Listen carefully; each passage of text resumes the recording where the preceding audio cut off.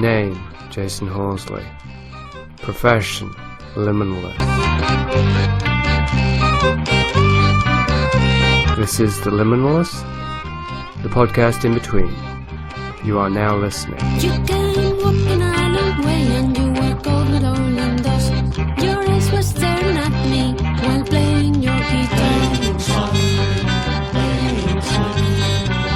I came walking a long way just for another job. Then I saw her in the crowd and I looked her in the eyes. One little kiss from eternity, smile before she me down. Here we are again. That did seem to work. Satisfied? Yes. So far as I ever am. I just, particularly after our last thing, and just so leery of technology. Yeah, of course. Although having said that, the fact that we couldn't talk last time did give me an opportunity to listen to a long talk that you gave in Australia. I guess, was it last year? Mm-hmm. Yeah, I was in Australia recently, just now in April. Oh, so just very recently, right? Was it? But I don't remember what I said. Lots of stuff. It really was very helpful. So I felt like it was actually a divine rather than a malevolent intervention that prevented us from speaking. I'm glad there was a reason for it all. Yeah, no doubt. That's pretty much it. I mean, this is the Liminalist, so the idea is to create that temporary autonomous zone where anything can happen, Mm-hmm. which for me is always kind of nerve-wracking. And it's funny because with you, because there's so much there to explore, I've already been feeling sad about how little time we have before we've even started. But this is the middle of an endless conversation. It's not the beginning, middle, and end of one, because you and I have been in dialogue in your book, in the pages of your book, and elsewhere, but especially there. Yeah. Well, I thought that would be a good place to start, actually, or at least maybe even further back. I mean, this is different in various ways to other conversations I've done for the podcast. Main one being is that you and I have this ongoing relationship, and so as you say, this is a continuation of that. Yeah. So I thought it might be good to start with going back over how we met and how we got to this point. Well, and it's become obscure to me, or fictionalized in my understanding anyway. So you might have to straighten me out, right? Or straighten each other out, or remythologize it, knowing that I'm susceptible. Yeah, well, I'm the demythologizer, or so I like to think. So, okay, so I'll give you my end, and then you can take over. I had heard about you from my wife, which is a kind of a running thing on this podcast. She brings me to a lot of people, and she had read And We Had Motherless Brooklyn, and she talked about it repeatedly. She was referring to it quite a lot over the months, and so eventually I read it. And actually, I think at a certain point I realised that I already had one of your books, but it wasn't your book, but that was, of course, The Exegesis, Philip K. Dick. So I had seen your name, but I hadn't registered it. And then, I can't remember the exact order of things, but I found out that you had written about Talking Heads' Sphere of Music, my all-time favourite album, so that obviously piqued my interest in what you were doing. And so I ordered that right away, and then around about the same time, whether it was before or after I read that little book, I sent you my essay on Philip K. Dick. Right, Which is a very good one. Yeah, well, that's an amazing number of correspondences, and to have them all, to have them all unveiled in a relatively short time. I mean, I can imagine feeling almost sort of stalked by that roster of the Venn diagram, but and I felt it in turn with your descriptions and the atmosphere of your first communiques with me, and then of course your early writing in what became that terrific book where you talked about the disappointment artist, because I take as my subject so often the kind of transmigration of one would-be artist or working, fumbling, fanish intelligence. The way in which we project ourselves into these other persona, and when I first encountered Philip K. Dick at age 14. I mean, which is not to cast myself as Phil and you as a teenage Lethem in the analogy, but I remember feeling colonized, and also, of course, like I wanted to become parasitical, like I was ready to just invade the brain that had invaded mine. And you put some of that atmosphere into your first communiques in a way that was disarming and seductive without being too upsetting or feeling too much like I would end up stalked if I responded. And so I was delighted because it seemed to reply to one of the deepest currents in my work, which is how do we sort through our identifications with the other minds that activate ours. And I guess I was looking for a reader like you from the moment I began a book like Complicity. It's sort of like a message in a bottle to the right kind of reader. Gosh, okay, so there's a lot to respond to already. One thing, I just have to keep talking, otherwise I won't say anything. How you mentioned on this Australian tour, how when you read a book, you have this fantasy of being the only reader of that book. Like you want it to be completely intimate. Yeah. That, I mirrored that. I mean, I have that experience, and it occurred to me when I was hearing you talk about that I actually gave you that experience with Seen and Not Seen, because, and to fill in the backstory, after I contacted you and you gave me the really deep validation for me about the Philip K. Dick piece, I mean, it was a small life-changing event for me to have that much validation from a literary figure who I respected.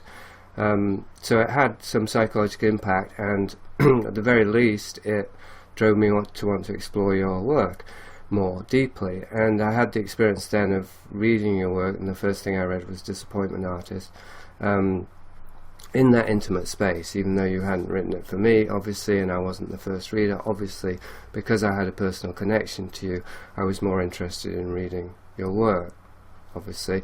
And as it happened, I picked the right book because it's the book of yours that speaks to me most personally. Yeah. And it was through reading that I discovered how many correspondences there were between us, not just Philip K. Dick and Fear of Music, but also the Marvel comic book, the superheroes is a big one.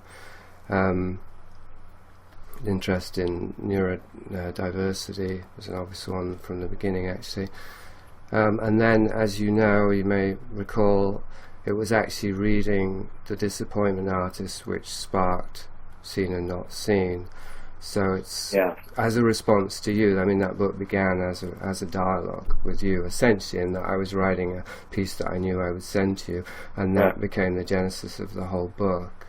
Of course, it feels like an address to that book at the outset. I mean, Seen and Not Seen does a lot of different things, and I was not only in a very privileged position watching it unfold, but and getting to occasionally, push it and see it move slightly in response to my pushing. But then also it became a consuming project towards the end in ways you hadn't planned, that aren't announced at the outset. And so it also moves away from the dialogue with me, but it starts very strongly in those early chapters as a kind of address to me or to the implicit author of The Disappointment Artist. But I would also insist that it's a very good piece of, the result, however eccentric in terms of what people's idea of literary criticism might be, it ends up nevertheless seeming to me one of the best things that has ever been written about my work.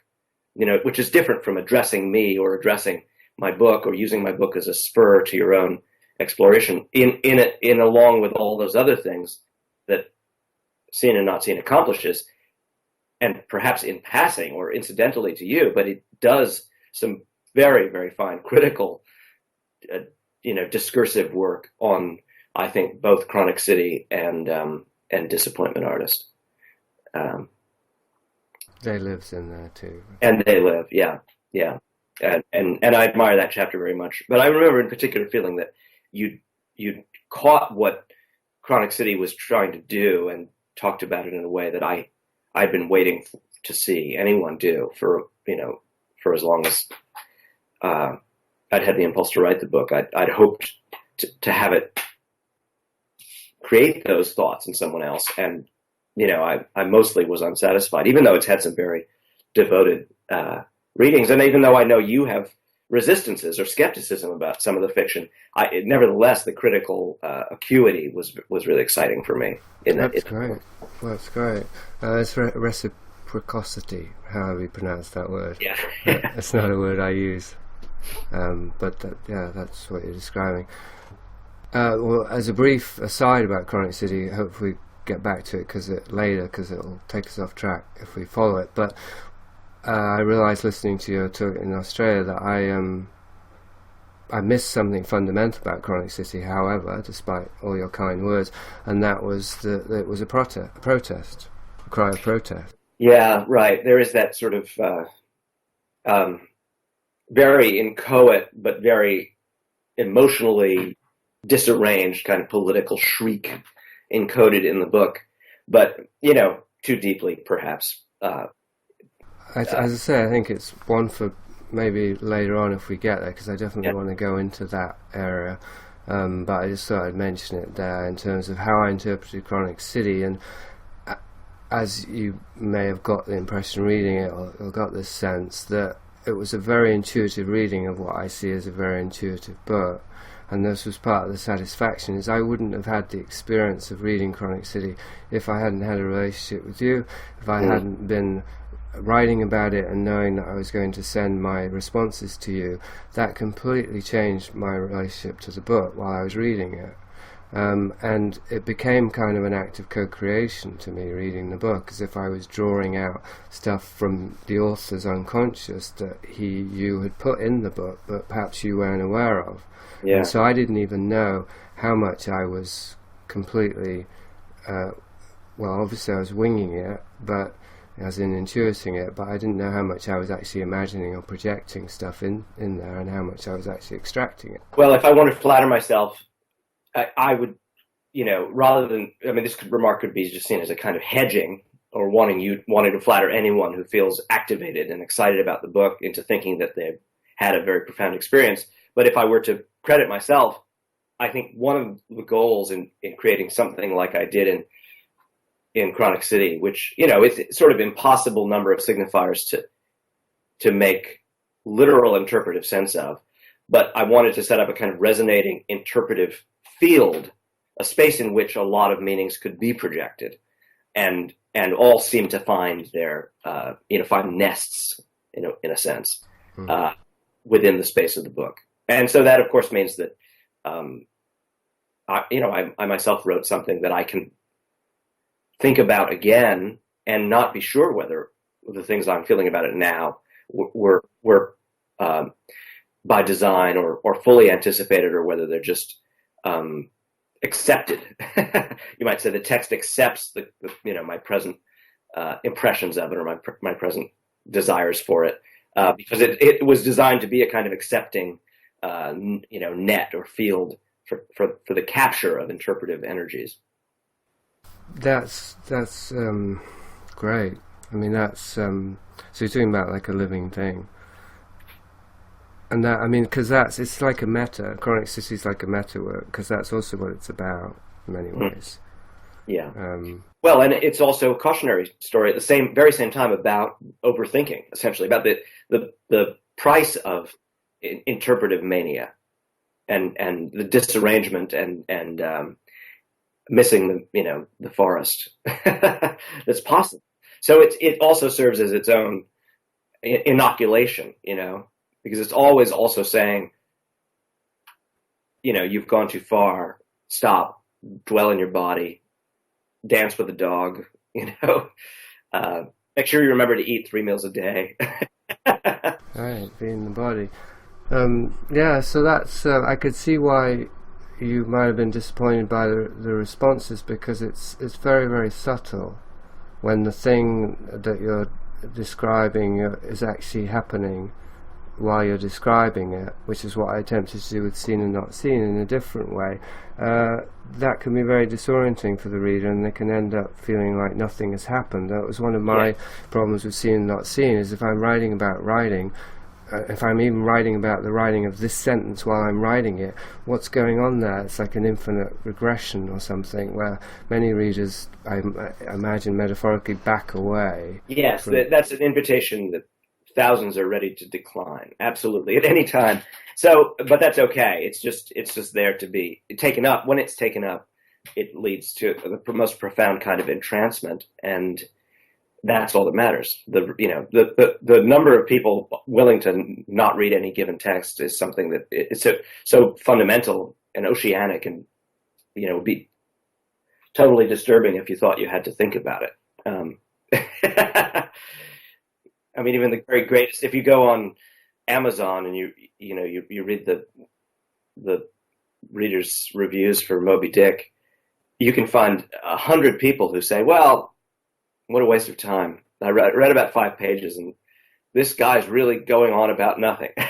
I mean, the amount of rejection and unreading, it's a bottomless universe of. Well, that does speak to our the dynamic of our relationship too, because I mean, as I said, you reading Philip K. Dick and your response to it, I mean, rather my piece on Philip K. Dick, your response to that counted for a lot for me, because I've been seeking this validation as a writer, which I'm sure all writers seek, and because I hadn't found it through an audience, like actually having a large audience, having success, selling books, any of the more socially conventional ways to get that validation. So that happened, but then right after that I read you talking in an interview about how your own dream fantasy had been to not make it until your 50s, to be properly marginal. Yeah. And that was really validating in its way too, because it helped me to recognize something which I'm still, as you know, Seen and Not Seen was partly about this journey to accepting that marginalization, and so I'm still on it, but I'm definitely really close to being fully comfortable in the margins and fully recognizing why I need and want to be in the margins, which may mean I get yanked out of them, of course, if I'm not careful. But yeah, so that whole question of reaching an audience and what it means, and what are the upsides and what are the downsides and what are the costs of that, and juxtaposed with reaching an audience in a much more subtle way. I can't think of another adjective, but in terms of actually reaching a single individual.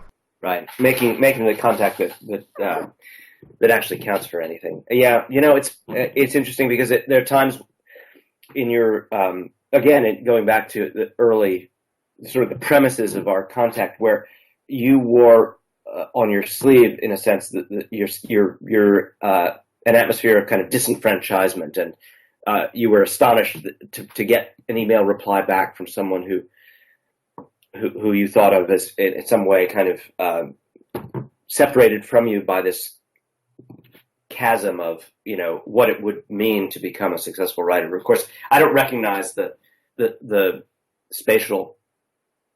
You're seeing this sort of structure, a pyramidal form, or mountains and valleys, and I'm just this guy with an email account and my daily putterings and activities, always feeling a uneasy mixture of yearning and frustration and self-satisfaction, and disenfranchisement is available for me as a sensation as well. So I identify with you in that kind of initial encounter that you're kind of reinscribing here. I identify with the person tugging on my sleeve much more than I identify with the image of me suggested by by your petition to me, which is, hey, you know, impassible, famous, accomplished person with no reason to even glance in the direction of the peon. You know, it's just sort of not actually. It's a chimera, and I think it's true all the way. I think, you know, I don't know who would ever identify with that imperial. It would be a disaster to do it, and it wouldn't be true anyway. It would be an imposture. You're insecure, you know, and unsatisfied forever. And I'm aware, in a way, you know, no one else needs to be. It just sounds like me complaining about all the ways in which I'm mired in unfinished, incomplete gestures, failure to connect, you know, envy, you know, discomfort. That it just, none of these things build the thing, the kind of edifice that you were speaking of. But on the other hand, I don't, you know, I know it's a kind of unattractive. It doesn't really work in most conversations, and I there's only one thing to do, which is be gracious and amazed, and I try to stay gracious, and I know I remain amazed that I have any readership at all, that people take these funny results of my obsessions as you know, literature to you know, embrace or debunk. I mean, I actually think I'm almost, in a sense, by definition, the minute someone starts talking about you as if you're one of the, 5 or 6 or 9 or 10 or even 20 or 70 important writers currently practicing, you've been overrated by definition. And I was never prepared for being overrated. I always thought everything I loved was underrated. So right. I was very much more likely to kind of get to be a frustrated dark horse, and I identified with that so extensively that it took me a very long time to realize I was, for some people, and I think for those people permanently, now going to be taken as part of the, you know, obnoxious pantheon, the kind of stuff that underrated things are much better than. And that we all need to go around saying this all the time. I mean, I've spent most of my life saying, well, you think REM is a good band, but you should be listening to Pylon. They're much better.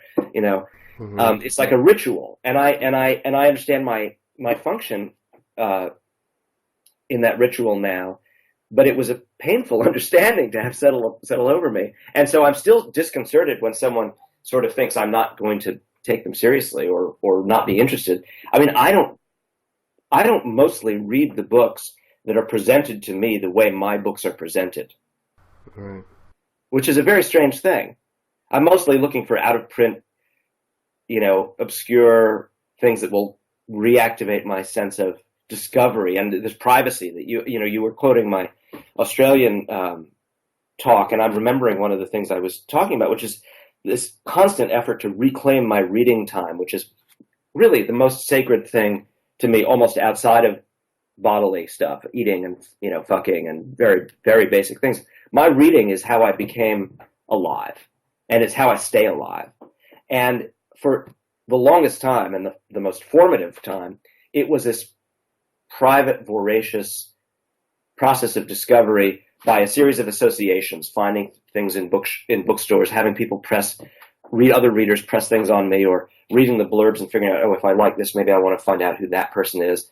But it had nothing to do with a conventional social capital. It took me out of that world, mercifully, happily. And now, without my noticing, you know, I'm 50, if I'm not careful, my entire reading life can be colonized by things that have to do either with conventional social capital, like, oh, here's your friend, he wrote a book, you better read it so you'll have good friendship, or you'll maintain your sense of collegiality with the other important writers at the moment, or here's an aspiring, you know, practitioner's work, whether it's a student I've agreed to teach or a younger colleague, and it's a way of maintaining my responsibilities and my participation, and I'm constantly reading manuscript, or, in other various ways, this secret, selfish, masturbatory, marvelous, completely antisocial life project has been blotted out by dutiful, vain, or responsible kind of reading for which I am answerable. What did you think of that? I better read it because someone's going to want to know what I thought of it. Right. Sense of And so obligation. Yeah. I'm desperate at almost every point to recapture the marginality of my reading life, because it's the great source, the great battery in my experience for everything I feel, and I mean, even before we even talk of my desire to write, it's just how I feel about being alive is funded by my sense of this kind of conspiracy of secret voices in my head, and it's not about social capital or duty or my professional responsibilities as a teacher. It's about me. So I have to reclaim it. I have to find things to read that no one will ever be expecting me to have an opinion of, and that I can't mistake for that other kind of thing. So it actually becomes quite urgent for me to read things that are out of fashion, out of print, that I'm not describing or discussing or advocating for, and there's all sorts of traps, because then of course I do like being a voice of rediscovery. So then I find something that no one's given any due justice to, and I write a little introduction to it. Well, suddenly I'm participating in the sphere of social capital and prestige and commerce again. Mm-hmm. But I have to fight that, and re-marginalize my reading life all the time.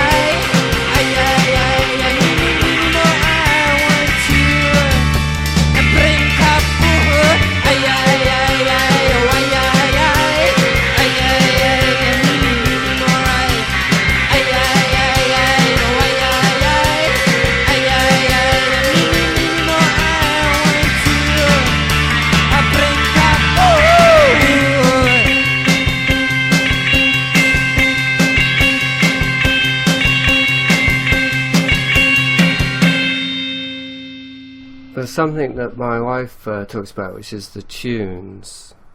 She calls it the tunes. This is how we first met. I mean, not well.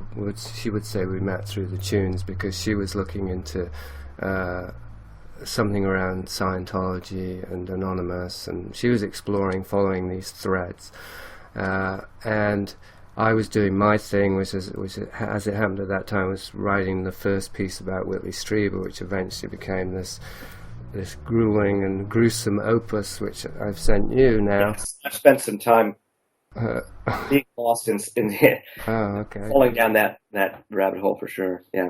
Right. So yeah, it's a rabbit hole that I may have reached the bottom of, but several years later. But I was just beginning then. And anyway, so we met on this forum, and because I put the piece about Whitley Strieber there, just looking for feedback, and she responded. I didn't know that she was a she. I thought it was a he, and we got involved in a kind of debate, intellectual debate. One thing led to another. Now, 7 years later, I'm living in Canada. We're married. We have a cat. We've renovated, etc. Right?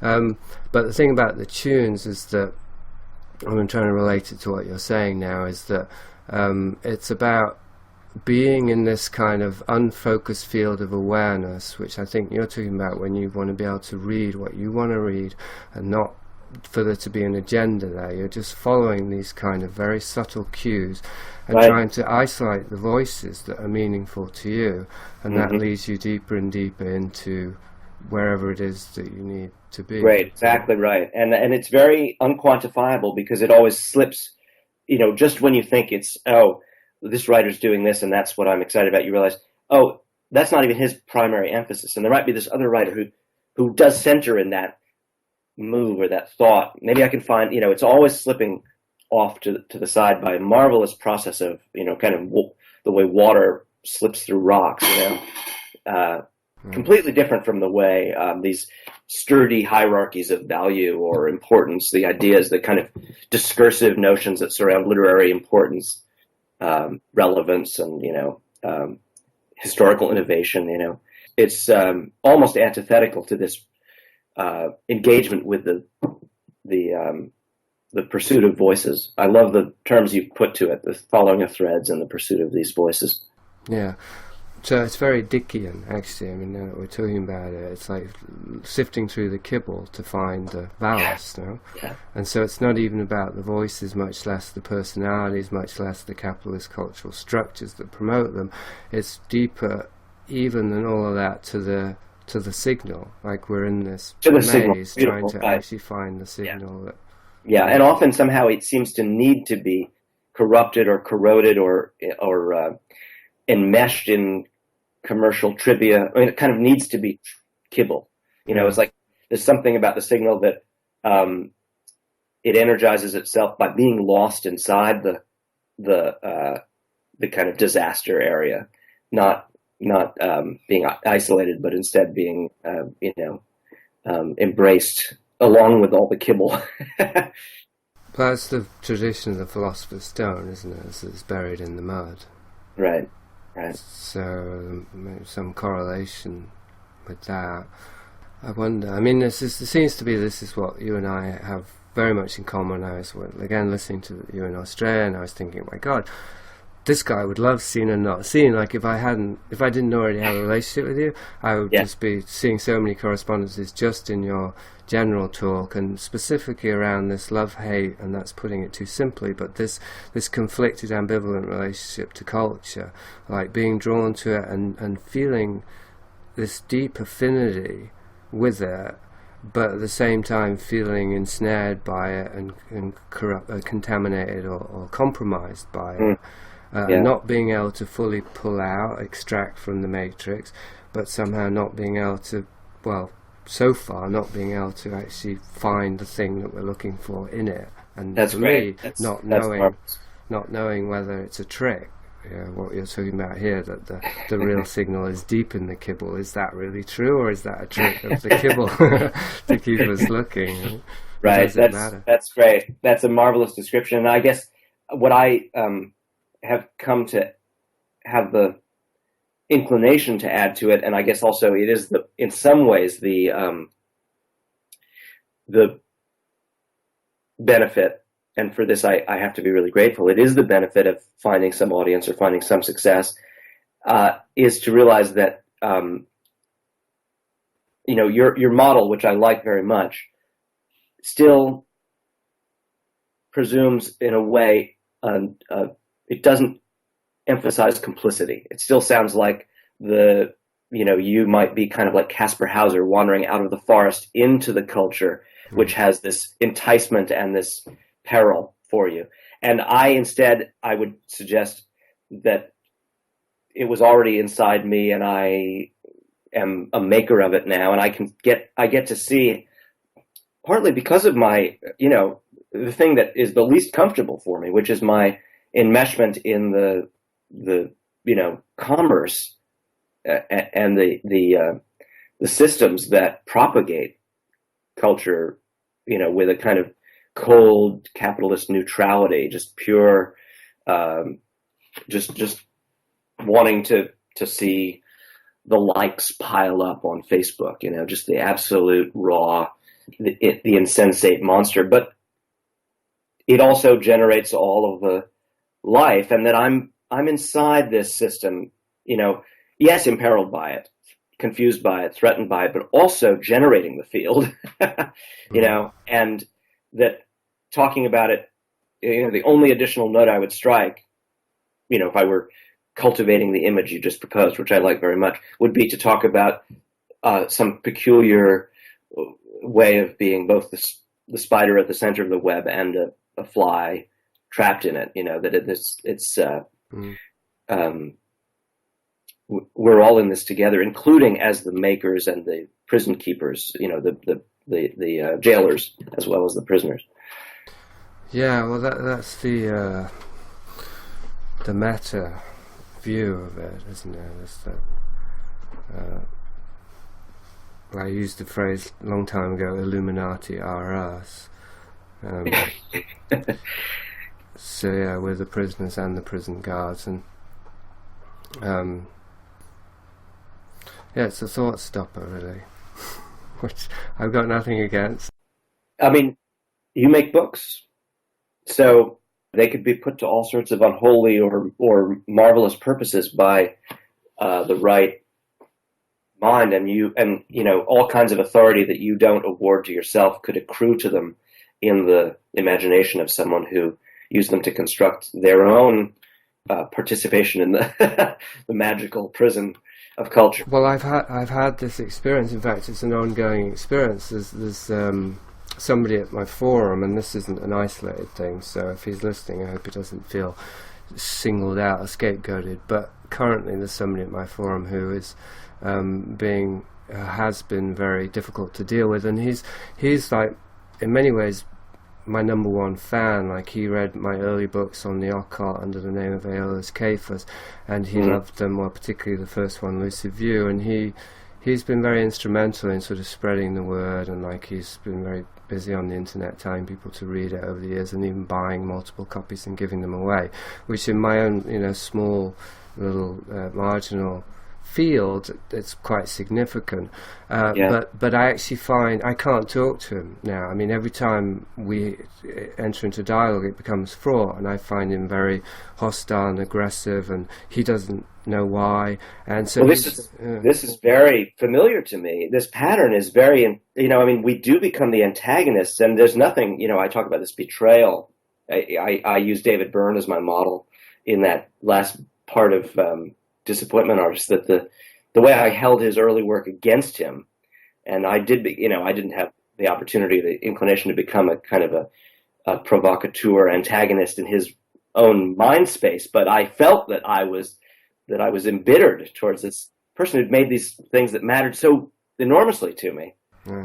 It's very paradoxical, but of course that enmity that hides inside the fan is a very, very complicated system to feel ourselves caught up inside from either end. Yeah, well, and it's with the seen and not seen model. It's like we're co-created by culture. I mean, we create ourselves and we let culture shape us. It's a symbiotic relationship, but essentially culture molds our identity, and for better or for worse, and temporarily at least. So then, as a writer, then as writers, we're doing this too, as you're saying. We're contributing to the culture that shapes people's identities. And then if people become specifically attached to our work, then clearly they are taking on components in order to shape their own identities, in order to give themselves values and meanings. And so what I discovered with this chap, and I already knew it, was that, and what I explored with Seen and Not Seen, is that I have a responsibility, very Marvel Comics there, with the power of my intellect and whatnot, that the stuff I put out there, if it's embedded with my own neurotic, drives for status and power and insecurity and all of that, my own deep issues, then that's going to get passed on to other people, and they will take it in, they will absorb it, and then very much the chickens come home to roost. It's quite fitting if I end up being stalked in the really negative sense. Not that this guy's a stalker, but juxtaposing it as how you described our relationship as being a kind of positive stalking scenario, the negative being that somebody's issues have really been triggered and magnified by something that I've done, and I do have a responsibility to that, just to be aware of it. Of course, and it's embedded in what you sought to achieve. Indifference is the real disaster, right? I mean, he's alive to your work. It proves that your work is alive. Indifference is the death that we have to dread. So, I mean, I actually, you're reminding me of something I hadn't thought about in a long time, that there were these couple of young guys who, back when people used to do kind of volunteer websites, fan sites for authors, that energy has been completely usurped by things like Facebook. But there was, when I was really kind of truly a cult item, a dark horse. I had maybe three novels out when this appeared. Someone volunteered to put together a very affectionate and detailed website that was kind of tracking my activities, and it was like the hub for Lethem fans, and it was a very charming development that I really felt honored by. And but these couple of young writers turned out not to like what happened. They felt very betrayed. Well, I mean, one of the two in particular felt very betrayed, I think, by Motherless Brooklyn and the subsequent embrace of my work by readers who they didn't identify with. That their website was turned out it was only for the dark horse Lethem.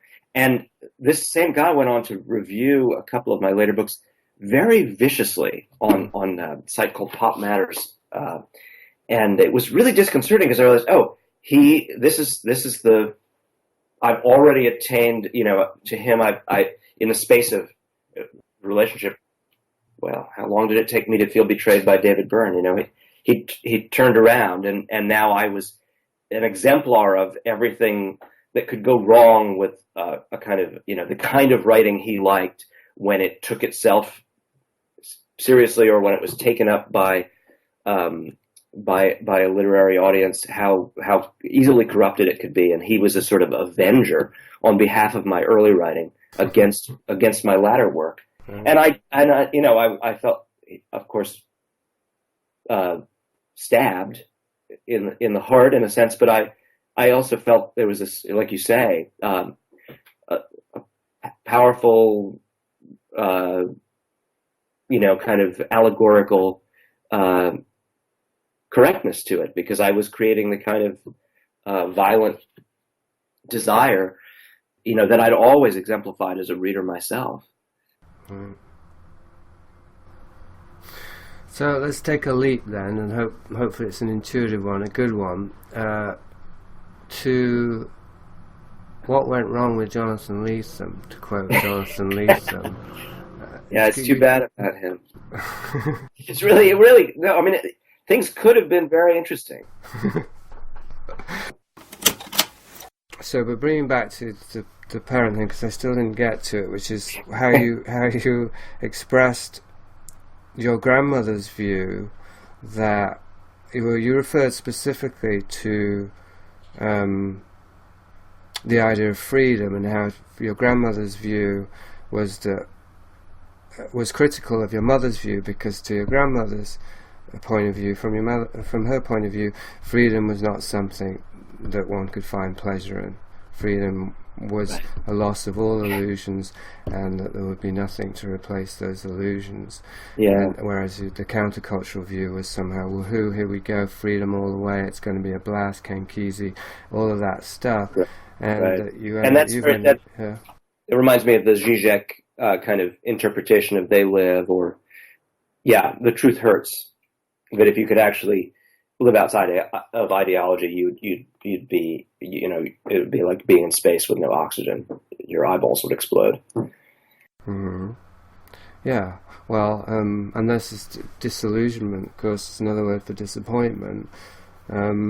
And this is very much my view, my experience as an ex-spiritual seeker who's been disillusioned even about spirituality, and seeing that is, well, it's maybe not the end point, but it's a necessary point on that path, the individuatory path.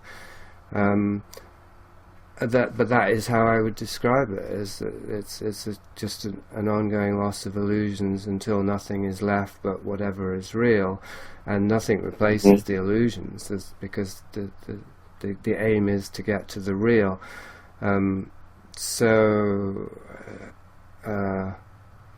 Yeah, how does this relate, I guess, to what you're doing, what we're doing as writers, as culture makers, again, because the culture of kibble, or the kibble of culture, is about illusions. No? Yeah.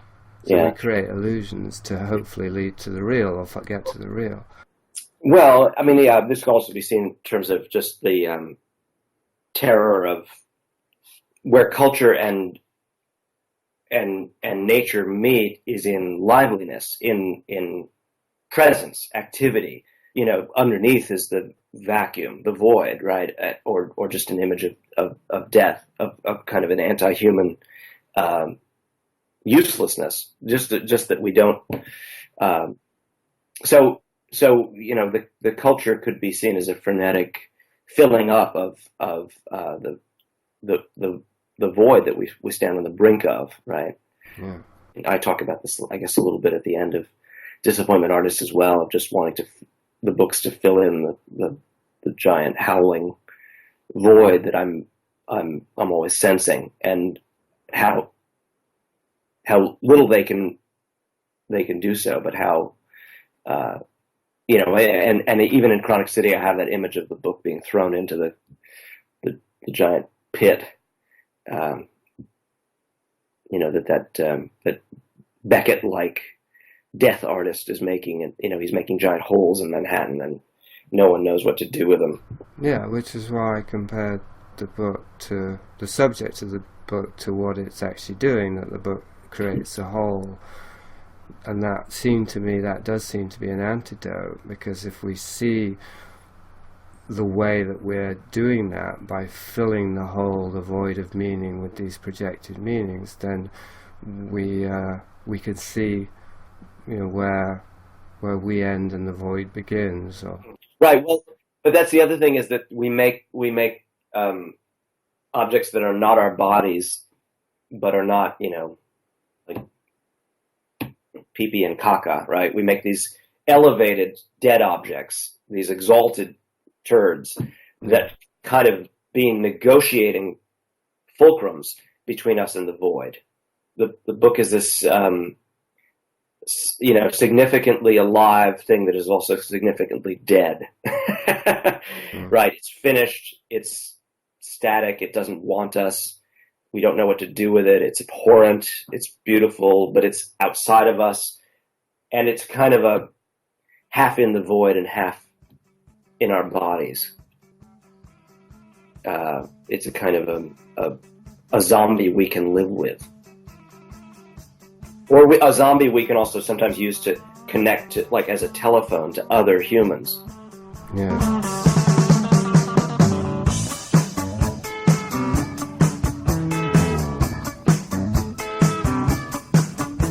It's not yesterday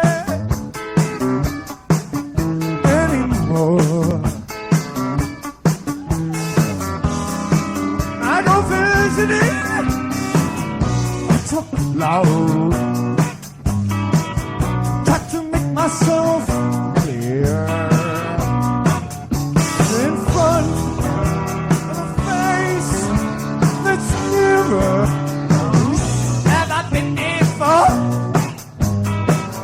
Not this close before. Never done before. Not this close before.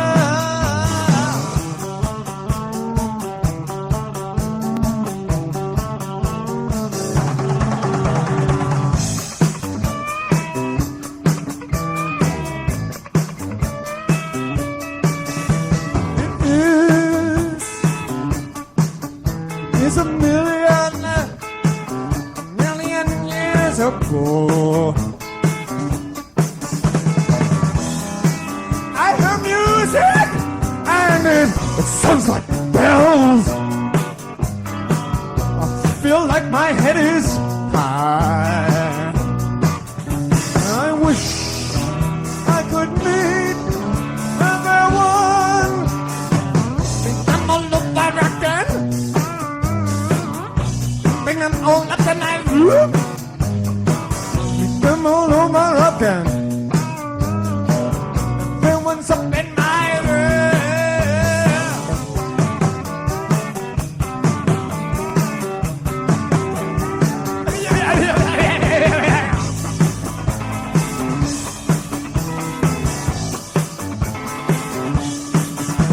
And now I'm busy again. I feel like sitting down, but I'm still thinking about my friends. In my guarded moments. Now I'm speaking out. Speaking about my friends. Now I'm speaking out. Thinking about my friends.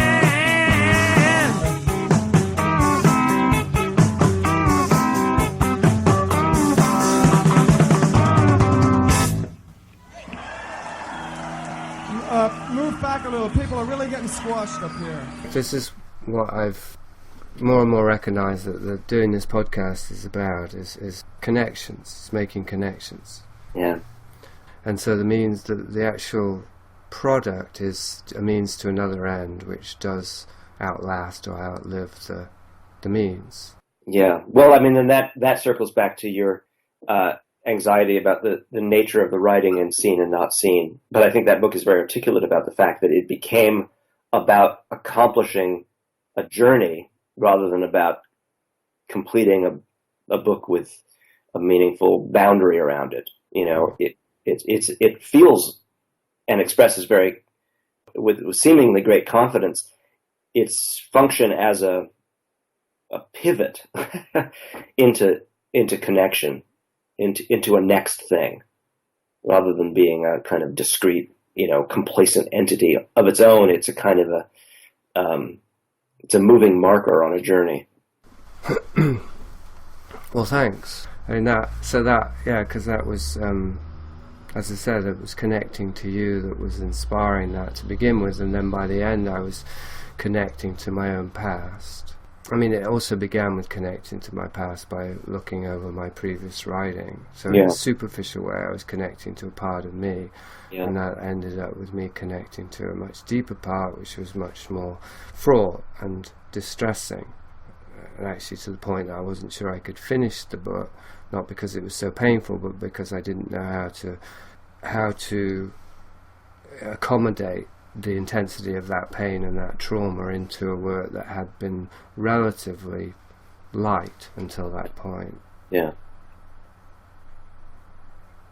So that is also like creating a space to relive one's own trauma and to heal within.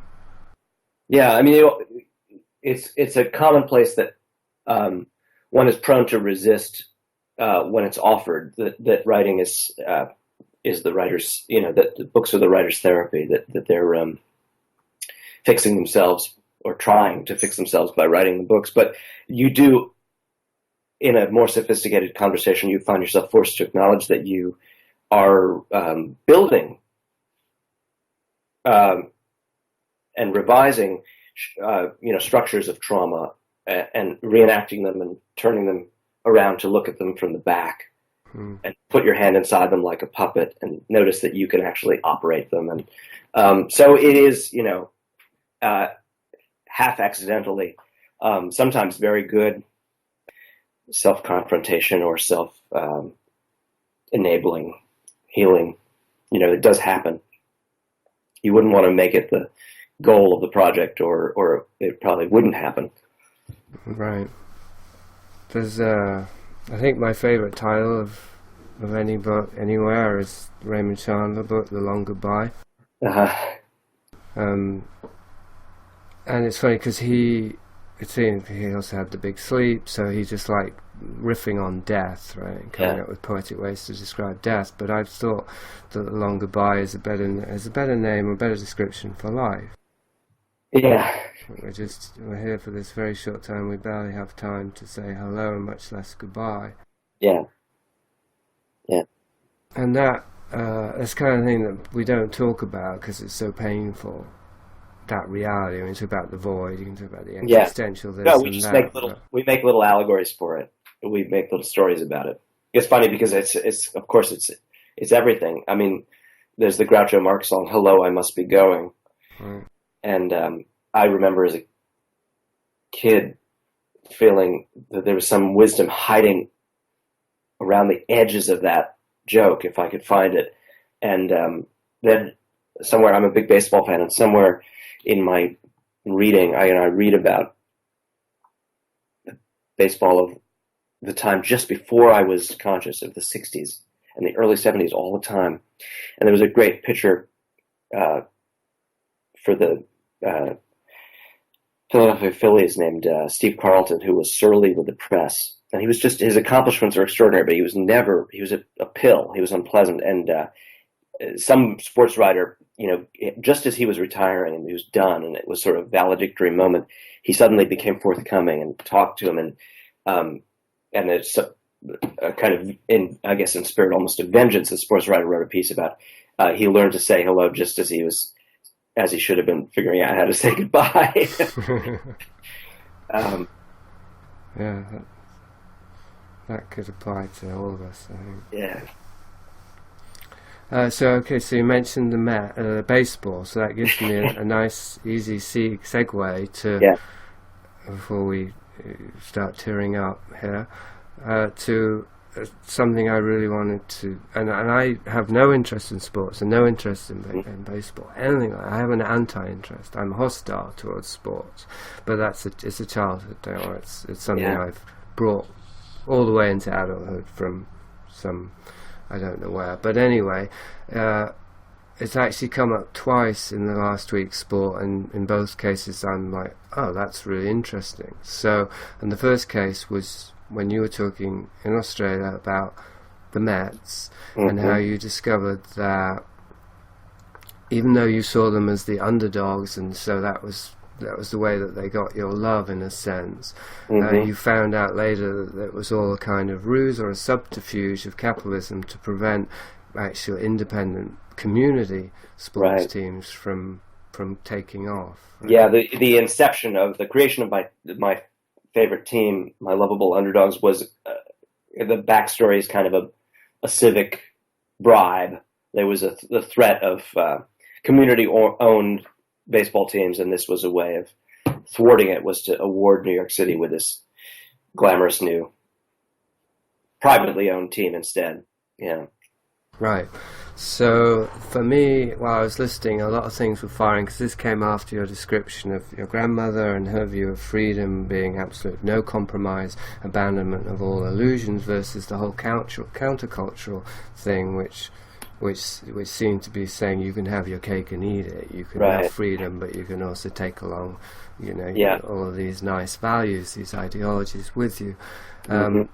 So, and then the thing with the Mets, it struck me that that's because I sent you the Prisoner of Infinity thing, which is all about social engineering, which is one of my leading interests, that's a little microcosm, the Mets thing, of how that works, of how capitalism creates a surrogate of the thing that is the threat.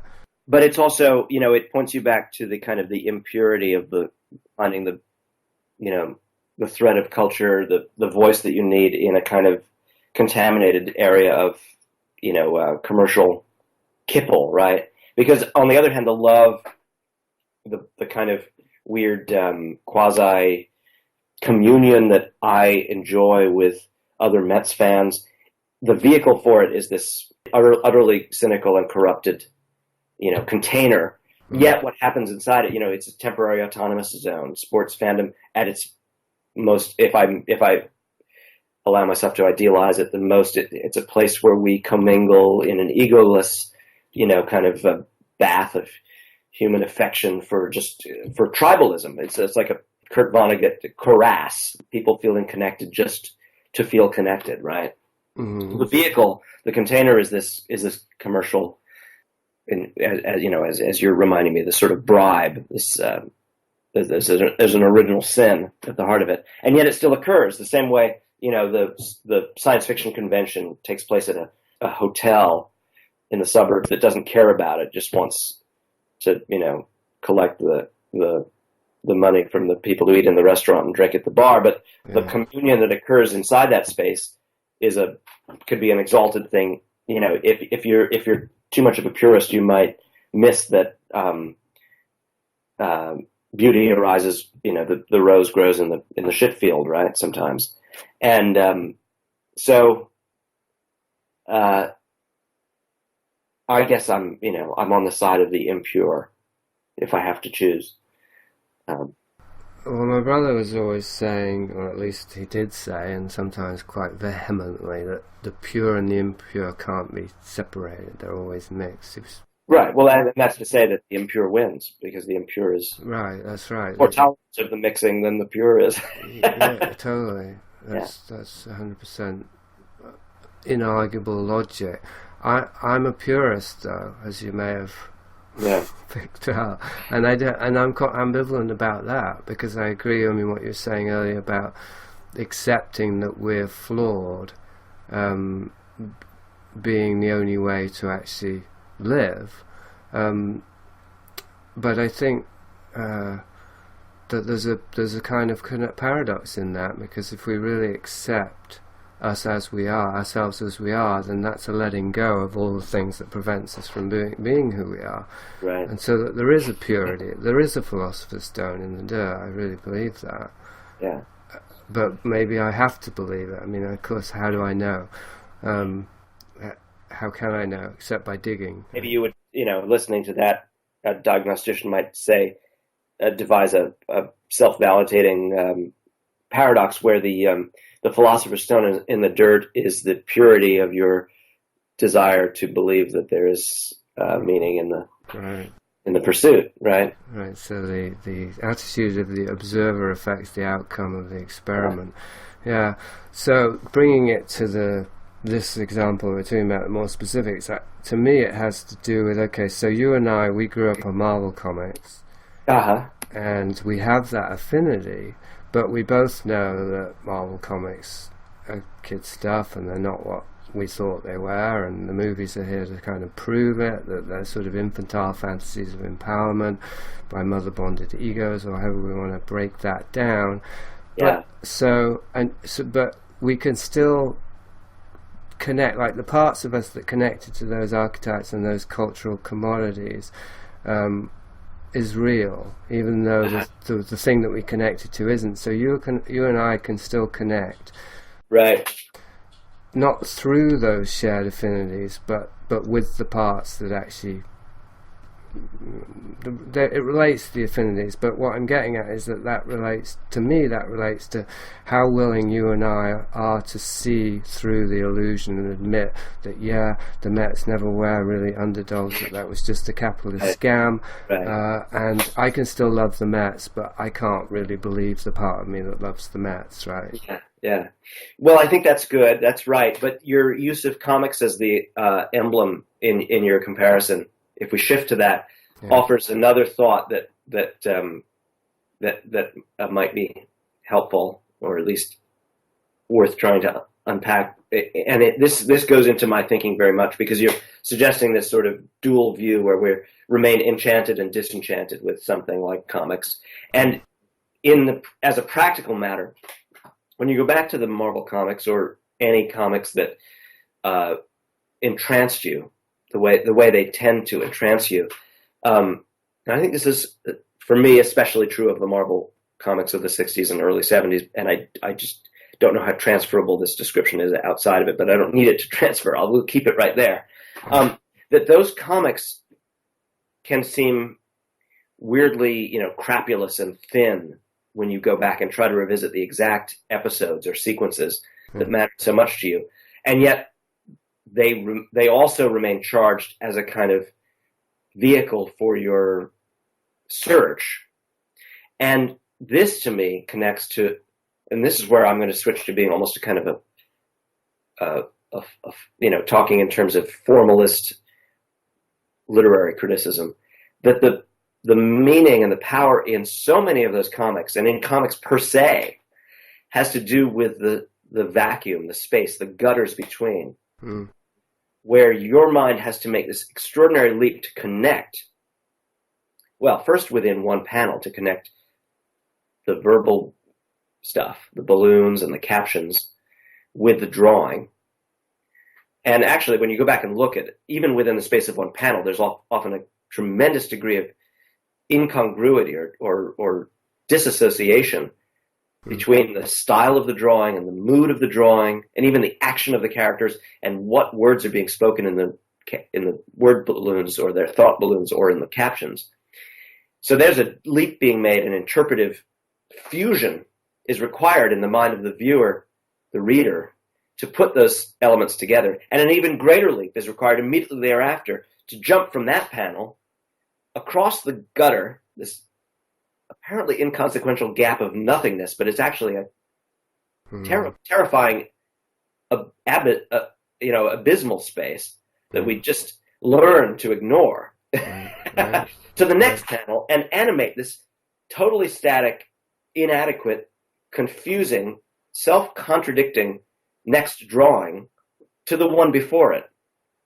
And this action is such a form of human liveliness and projection and creativity that what matters in the comics perhaps is the action of the reader in enlivening all of this stuff.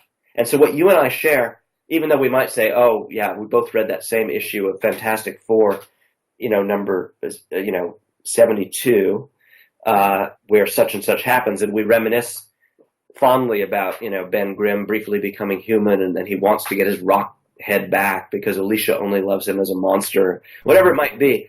But it's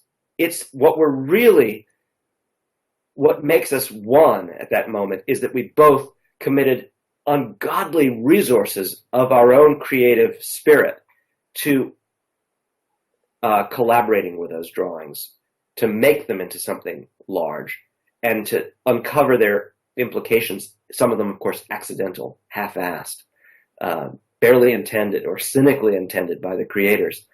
And it's in that, in the what you might call the formalistic urgency of our work to make those comics live, that we are as one through them. So again, it's about complicity and the interpretive energies, which become so potent that they become creative. They make a world.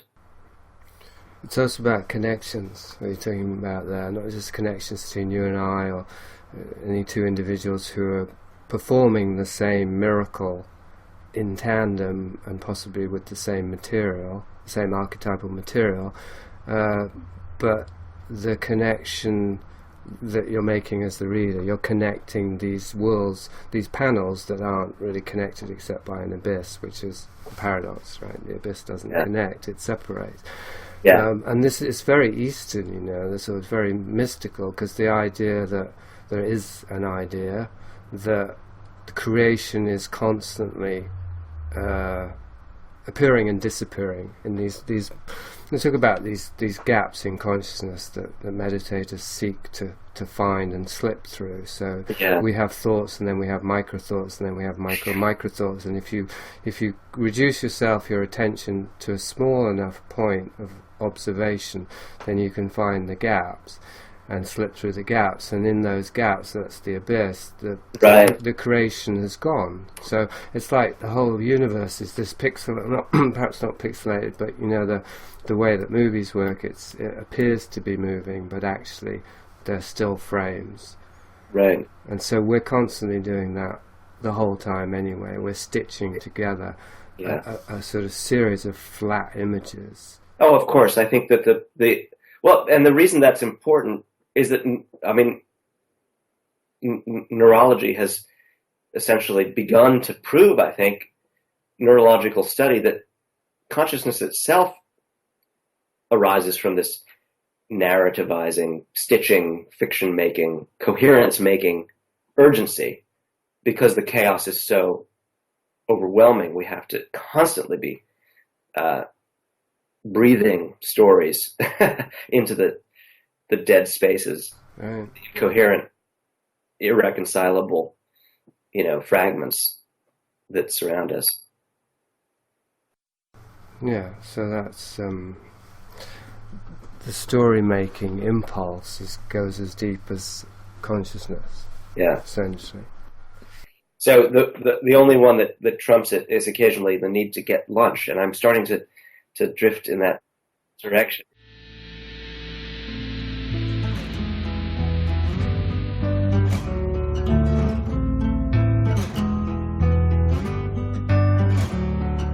Morning birds screamed all night. If there was just a little light left, something to grow into panic. You have been listening to Jason Horsley talking with Jonathan Lethem on The Liminalist, the podcast between the second part of this conversation. Will be up at horticulture.com on Wednesday the 26th of August. For more about Jonathan Lethem, go to jonathanlethem.com. If you'd like to support me in this podcast, you can leave comments at the blog, website. You can email me at jason@horticulture.com. You can join the forum and the community link at the website, or you can donate via PayPal in the margins of any page at the website. If you'd like to buy Seen or Not Seen, you can do so via the website, or you can download a free PDF. Also, you can follow me on Twitter. That's at Jakefas, Jakefas, Jakephas at Twitter.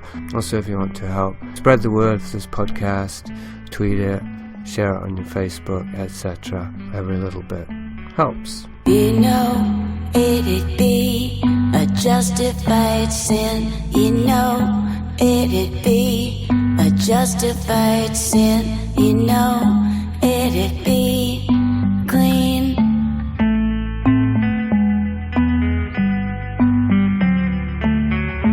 You know, it'd be purifying. You know, it'd be purifying. You know, it'd be clean.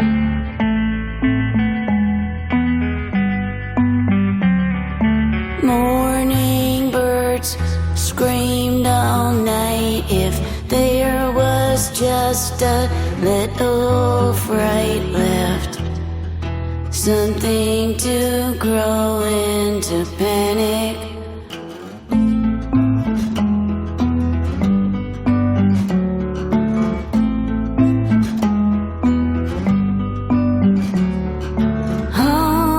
Homeless coming home. I could not stop moving now. I can't move. I miss you.